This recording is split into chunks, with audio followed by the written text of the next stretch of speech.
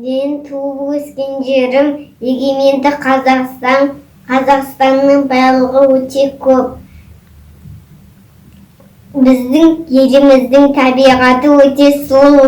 Биік асқар мөп-мөлдір күлдер бар. Қазақстан жерінде біздің ақындарымыз, батырларымыз туып өскен.